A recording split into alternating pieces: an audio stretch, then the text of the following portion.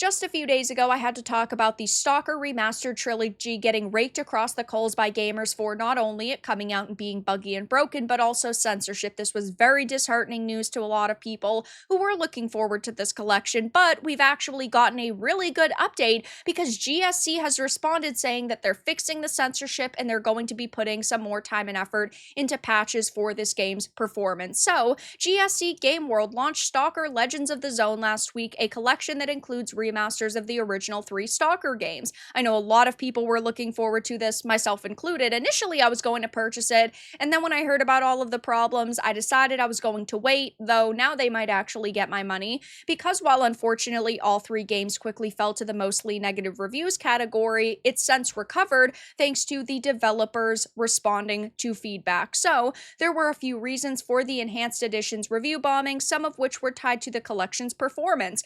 Unfortunately, as a gamer, you basically need to understand that most games now launch with some technical difficulty. That is not acceptable. I'm not saying that, but I think we've all come to the realization that in order to play brand new games, you have to be able to deal with some technical problems. Again, not acceptable when you're buying a full-priced video game or a collection, but we do kind of understand now that that is usually the case, though in an update that was rolled out over the weekend, GSC has actually returned the censored imagery, which includes monuments and posters to the remastered versions of the games, and Stalker fans have thanked the team for listening, not only by reversing or removing their negative reviews. All 3 games are now back up to mixed on Steam, but also by sharing their appreciation on the Stalker subreddit. Now, I of course have a lot of questions. First of all, it is great that they are reverting the censorship, but why would they do that in the first place? And why did they think that they could get away with it? If we were not speaking up and voting with our wallets,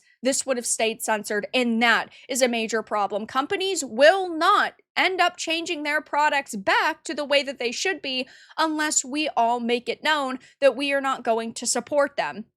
They shouldn't have censored it in the first place, which is automatically a red flag. Are there other things that are censored in these games that people just haven't noticed yet? There is definitely that possibility. So if you buy this, of course, keep in mind that they were willing to censor certain elements. There could be more that is altered, though I do think that it is important that we give them credit, because if we do not allow companies the room to change, why would they? If when we say, oh, this game needs to be uncensored, and then they do uncensor it, but we don't support them, why would they in the future waste the time to uncensor it? So it definitely is a gray area. You might not feel comfortable with supporting them now. You might say to yourself, hey, they did good.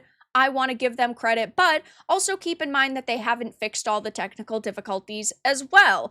That is another problem. They are saying that they are going to be putting more time into patches, and they are going to be raising the quality, which I think is great, though it seems that this probably shouldn't have released if it was going to launch broken. There are people saying, of course, though, that they are happy that they listened, and this is great. But the article says it's a tricky situation that's easy to understand from both sides. The Stalker games, while fictional, are set in a real-world location, the location being Chernobyl. Both in real life and in the Stalker games, it was a place trapped in time. That time is 86, when Ukraine was still part of the Soviet Union. I think that if you are making a game that is set in a real place, whatever time period the game is set in, the imagery also needs to be set in. So in this case, I don't think that we should be censoring the Soviet propaganda that was around the world. The point of Chernobyl is that it's stuck in time. That was the imagery that you would see if you went there and you saw the posters or you saw these certain images and certain logos and symbols, and I don't think that it is a problem to leave it in the game. Plain and simple. If you don't want to make a game that is set in Chernobyl, just don't, and then you don't have to put that imagery into your experience. And of course, I completely understand that the developers who made this game are Ukrainian, and they are living through the Russia versus Ukraine conflict that is going on, but again, they could have delayed this game until they felt more comfortable releasing it, or they could have just not ended up re-releasing it at all. Either way, though, I do think that it is very good that they are listening, that they have diffused the situation surrounding this, that they have added back in the imagery, that they have decided to go ahead and add patches to this game to deal with the technical difficulties. So I think that this is all really good on their part, and I'll definitely be keeping my eye on any statements they make. I might end up having to do a follow-up video, but for now, that's all that I really had to discuss. If you enjoyed this, give it a like, and if you didn't, give it a dislike. I appreciate your support either way, but I'll talk to you all again in the next video really soon.